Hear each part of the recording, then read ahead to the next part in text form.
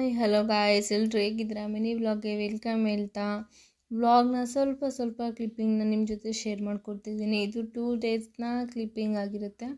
ಇದು ಒಂದು ಸೋಮವಾರ ಚಪಾತಿ ಮತ್ತು ಹಾಗೆಯೇ ಸ್ವಲ್ಪ ಸಜ್ಜಿಗೆ ಮಾಡ್ಕೊಂಡಿದ್ದೆ. ಹಾಗೆ ಬೆಲ್ಲದ ಸಜ್ಜಿಗೆ ಮಾಡ್ಕೊಂಡಿದ್ದೆ.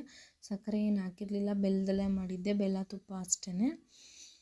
ಸೊ ಚಪಾತಿ ಜೊತೆಗೆ ಸಾಂಬಾರಿತ್ತು, ಬೇಳೆ ಸಾಂಬಾರು. ಸೊ ತಿಂಡಿ ಮುಗೀತು ಸೋಮವಾರ. ಮತ್ತು ಮಂಗಳವಾರ ಏನು ಮಾಡೋದು ಅಂತ ಯೋಚನೆ ಮಾಡ್ತಿದ್ದಾಗ ಚಳಿಗೆ ವೆದರ್ಗೆ ನೆನಪು ಬಂದಿದ್ದೆ ನನಗೆ ಹುಳ್ಳಿಕಾಳು ಸಾಂಬಾರು. ಸೊ ಹುಳ್ಳಿಕಾಳು ಬಸ್ಸಾಂಬಾರು ಮಾಡಿ, ರೈಸ್ ಮಾಡಿ, ಮುದ್ದೆ ಮಾಡಿ ಊಟ ಮಾಡಿದ್ವಿ.